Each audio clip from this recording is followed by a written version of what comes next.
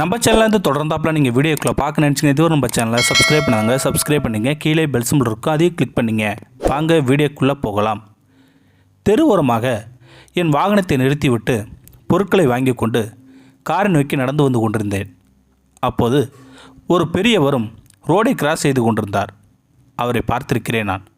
தர்பூசணியை வண்டியில் வைத்து கூறு போட்டு விற்பவர்.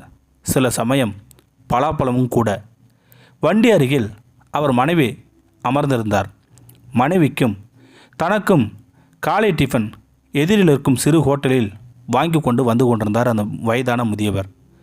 அவர் நடு ரோட்டில் வந்து கொண்டிருந்த போது ஒரு ஸ்கூட்டர் வேகமாக வந்து அவர் அருகில் சற்றென்று பிரேக் போட்டு நின்றது. ஸ்கூட்டரை ஓட்டி கொண்டு வந்தது ஒரு இளம்பெண். கோபத்தோடு முகசிவிக்க அந்த பெரியவரை கடுமையான சொற்களால் திட்டிவிட்டு வேகமாக சென்று விட்டார் அந்த இளம்பெண். என்னதான் தவறு அந்த பெரியவர் மீது இருந்தாலும் அவ்வளவு மரியாதை குறைவாக அந்த பெண் திட்டிருக்க வேண்டியதில்லை.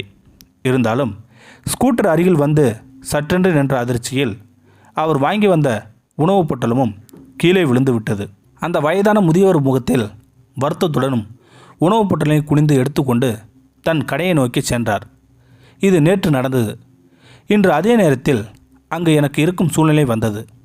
அவரிடம் பல சுளைகளை வாங்கி கொண்டிருந்தேன் நான். எனக்கு சுளைகளை கவரில் வைத்து கொடுக்கும்போது கூடவே தெருவை அடிக்கடி பார்த்து கொண்டே இருந்தார் அந்த வயதான முதியவர். யாரையோ எதிர்பார்த்து கொண்டிருக்கார் போல என்று மனதில் நினைத்து கொண்டேன் நான்.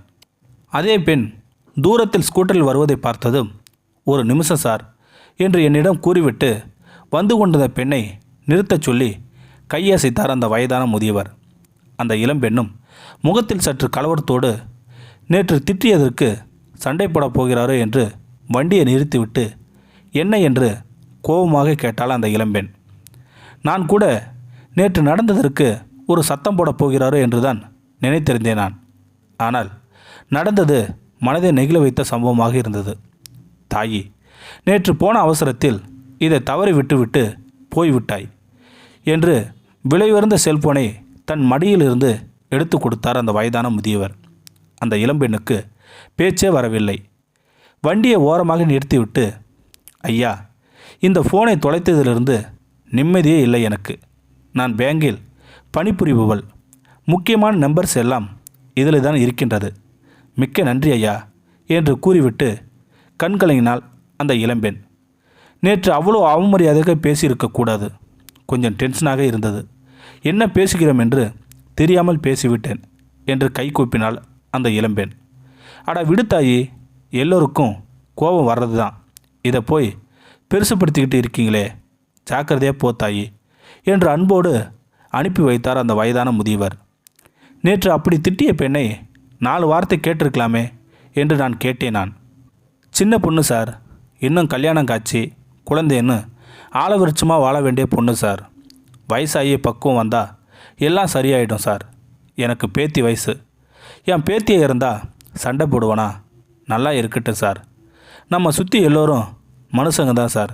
இருக்கிற வரைக்கும் அன்பாக பாசமாக இருந்துட்டு போவோம் என்றார் அந்த வயதான முதியவர். என்னால் பேசவே முடியவில்லை.